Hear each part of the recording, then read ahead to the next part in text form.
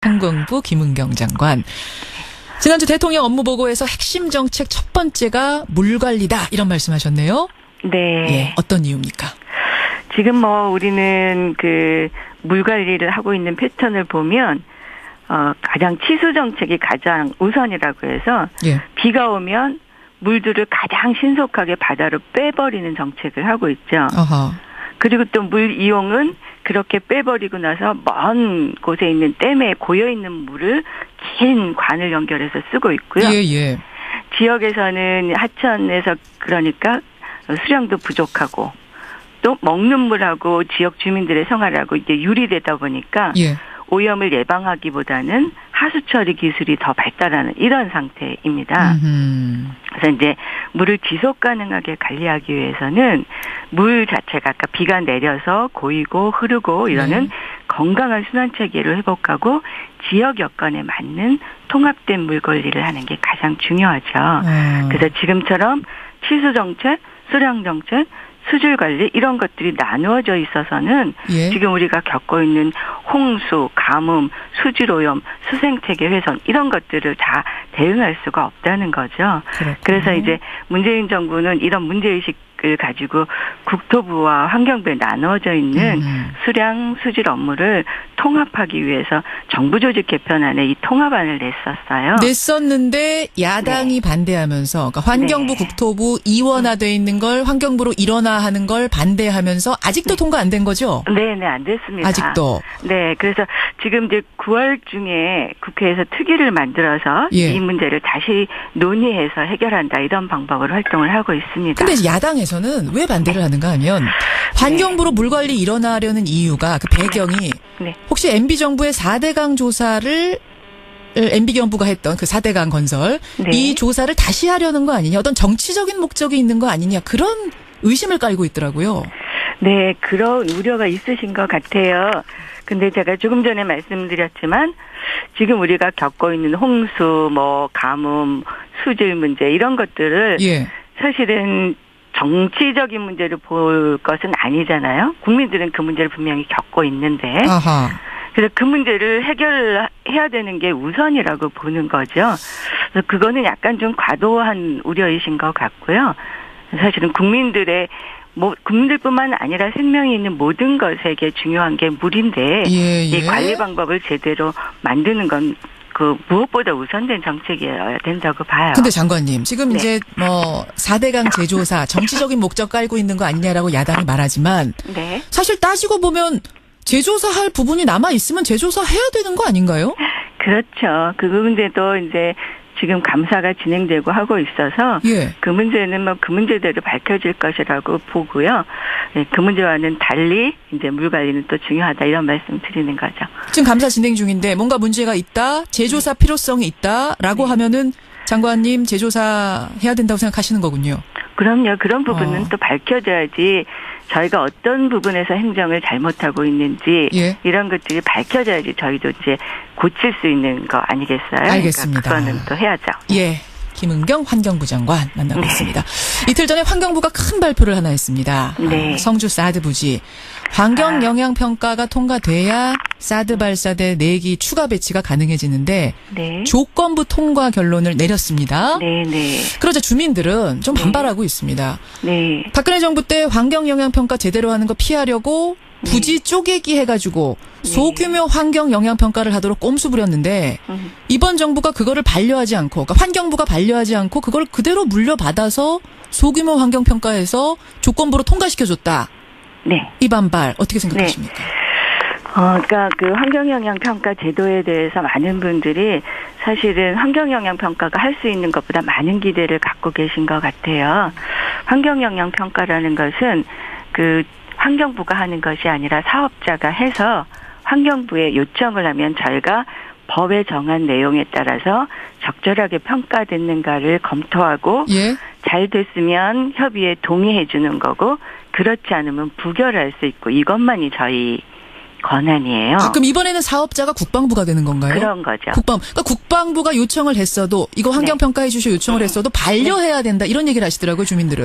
그러니까 반려할 되지 수 않냐. 있는 방법은 저희가 그 정해져 있는 환경영향평가법에 정해져 있는 예. 환경 요인들을 제대로 고려하지 못하고 있으면 저희는 당연히 반려해야 되고요. 그 내용들을 충족하고 있으면 저희가 동의를 하는 거고요. 그렇게 하기 위해서 조건이 필요하면 저희가 조건부를 동의를 해주는 거예요. 예. 예, 그래서 국민들이 생각하시는 이게 근본적으로 뭐 적절한 그 방법이냐, 뭐 이런 내용들은 저희가 판단할 수 있는 범위는 좀 아니죠. 그래서 많이 안타깝습니다. 그 지역에 계시는 분들 의견도 저희가 듣고 예. 우려도 이제 해서 그 주민들의 우려들을 좀 이렇게 완화할 수 있는 방법들을 조건으로 걸어서 저희가 동의를 해주기는 했는데요. 예. 국민들이 생각하시는 것만큼 환경영향평가가 판단할 수 있는 법적인 범위가 넓지는 않습니다. 그걸 좀 넓혀야 된다고 보세요. 이번에 일 처리하시면서 보니까. 근데 그것은 이제 예를 들면 예. 국방정책이 이거를 설치하는 게 적절한 국방정책이냐 아니냐 부분에 국민들의 참여에 의한 논의가 돼서 해결해야 될 부분이 있고요. 예. 저희는 이제 환경 쪽에서 환경 영향을 가지고 판단해야 될 부분이 있고요. 알겠습니다. 그렇게 나눠서 봐야 될 것 같아요. 지금 이제 환경부가 네. 국방부가 이걸 군사 3급 비밀로 지정을 해서 네. 그 소규모 환경영향평가서 나온 걸 네. 비공개로 하고 있다. 네. 이걸 좀 투명하게 공개하면 어떻겠느냐 이런 의견도 나오던데 어떻게 보세요? 네, 그거는 이제 국방부가 판단해야 될 부분이고요. 저희가 그 국방부의 내용을 받아서 예. 협의하고 평가한 부분은 저희가 공개를 했습니다.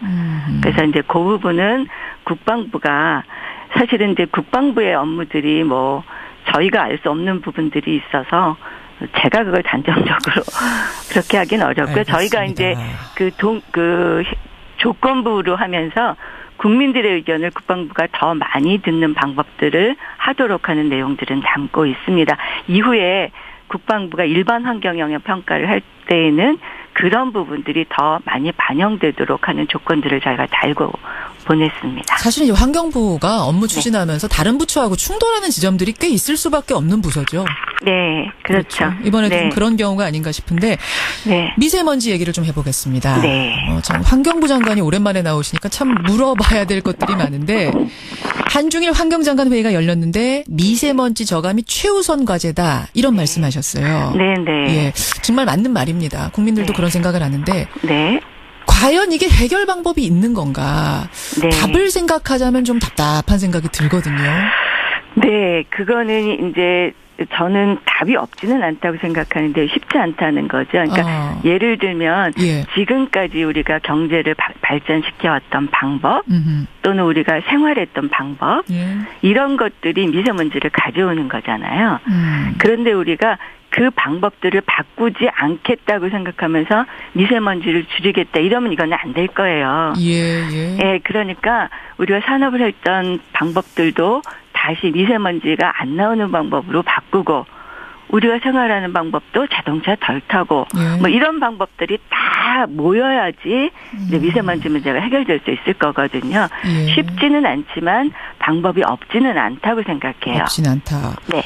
그 중국발 미세먼지 영향을 우리는 네. 받지 않습니까? 우리 뭐 자체에서 만들어내는 것도 있습니다만 중국에서 네. 몰려오는 그 거대한 미세먼지 황사 이런 것들 때문에 항상 마스크 차고 다니고 뭐 이러는데 네. 중국에다가 항의할 방법 혹은 연대할 방법 이런 건 네. 못하는 건가요?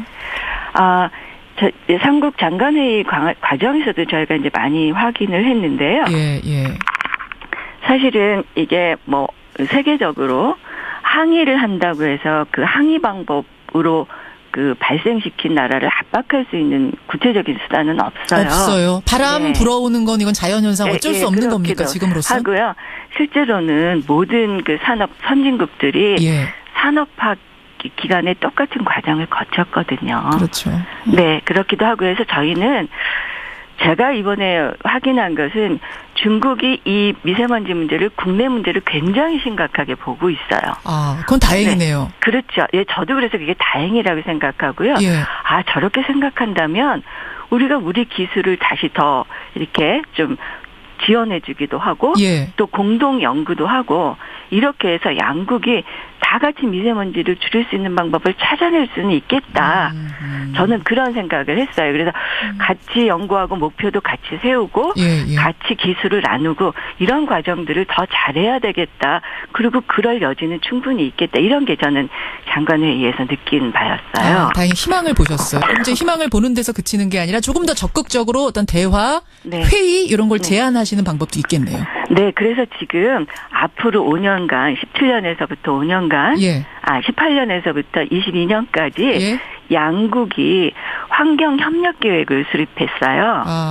네, 그 과정에다가 이제 그런 내용들을 다 담고요. 알겠습니다. 또 그동안에 중국이 사실은 조금 소극적으로 그 연구했던 자료들도 공표를 못하게 한 부분이 있었어요. 그래요? 예, 그걸 공개하지 못했었는데 그 공개하는 것에 동의해서 이제는 그 자료들을 저희가 연구하는 데 활용할 수도 있게 됐고 그래서 그런 과정들은 앞으로 양국의 협력 과제들을 통해서 많이 또 반영이 되고 실행이 될 것 같아요. 알겠습니다. 청취자 3556님이 이분 인천 사시는데 인천에는 지금도 미세먼지가 너무 많습니다. 빠른 대책 부탁드립니다. 이런 의견들 귀 기울여 주시고요. 네네. 오늘 여기까지 말씀 듣겠습니다. 장관님 고맙습니다. 환경부 김은경 장관.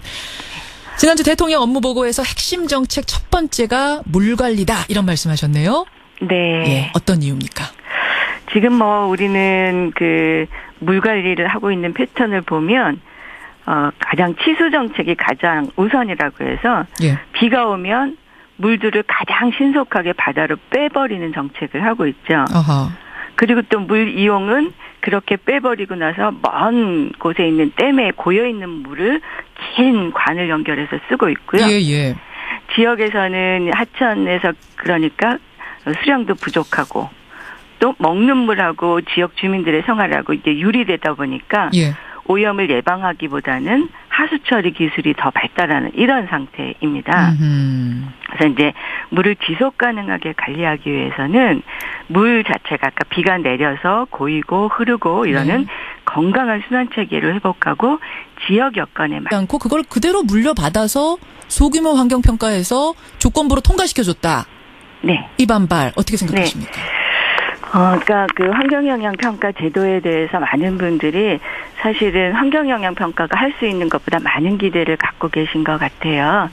환경영향평가라는 것은 그 환경부가 하는 것이 아니라 사업자가 해서 환경부에 요청을 하면 저희가 법에 정한 내용에 따라서 적절하게 평가됐는가를 검토하고 잘 됐으면 협의에 동의해 주는 거고 그렇지 않으면 부결할 수 있고 이것만이 저희 권한이에요. 그럼 이번에는 사업자가 국방부가 되는 건가요? 그런 거죠. 그러니까 국방부가 요청을 했어도 이거 환경평가해 주시오 요청을 했어도 반려해야 된다 이런 얘기를 하시더라고요 주민들은. 그러니까 반려할 수 있는 방법은 저희가 그 정해져 있는 환경영향평가법에 정해져 있는 환경 요인들을 제대로 고려하지 못하고 있으면 저희는 당연히 반려해야 되고요.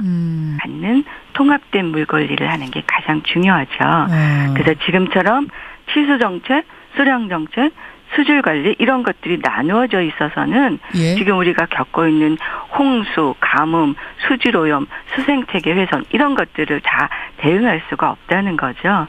그래서 이제 문재인 정부는 이런 문제의식을 가지고 국토부와 환경부에 나누어져 있는 수량, 수질 업무를 통합하기 위해서 정부조직 개편안에 이 통합안을 냈었는데 야당이 반대하면서 그러니까 환경부, 국토부 이원화되어 있는 걸 환경부로 일원화하는 걸 반대하면서 아직도 통과 안 된 거죠? 네, 안 됐습니다. 아직도. 네, 그래서 지금 이제 9월 중에 국회에서 특위를 만들어서 이 문제를 다시 논의해서 해결한다 이런 방법으로 활동을 하고 있습니다. 근데 야당에서는 왜 반대를 하는가 하면 환경부로 물관리 일원화하려는 이유가 그 배경이 혹시 MB정부의 4대강 조사를 MB정부가 지금 감사가 진행되고 하고 있어서 그 문제는 그 문제대로 밝혀질 것이라고 보고요. 그 문제와는 달리 이제 물 관리는 또 중요하다 이런 말씀 드리는 거죠. 지금 감사 진행 중인데 뭔가 문제가 있다, 재조사 필요성이 있다라고 하면은 장관님 재조사 해야 된다고 생각하시는 거군요. 그럼요. 그런 부분은 또 밝혀져야지 저희가 어떤 부분에서 행정을 잘못하고 있는지 이런 것들이 밝혀져야지 저희도 이제 고칠 수 있는 거 아니겠어요? 알겠습니다. 그러니까 그거는 또 해야죠. 김은경 환경부 장관 만나고 있습니다. 이틀 전에 환경부가 큰 발표를 하나 했습니다. 네. 성주 사드 부지 환경 영향 평가가 통과돼야 사드 발사대 4기 추가 배치가 가능해지는데 네. 조건부 통과 결론을 내렸습니다. 네, 네. 그러자 주민들은 좀 반발하고 있습니다. 네. 박근혜 정부 때 환경 영향 평가 제대로 하는 거 피하려고 부지 쪼개기 해가지고 소규모 환경 영향 평가를 하도록 꼼수 부렸는데 이번 정부가 그거를 반려하지 않고 그러니까 환경부가 반려하지 않던 그 4대강 건설 네. 이 조사를 다시 하려는 거 아니냐 어떤 정치적인 목적이 있는 거 아니냐 그런 의심을 깔고 있더라고요. 네, 그런 우려가 있으신 것 같아요.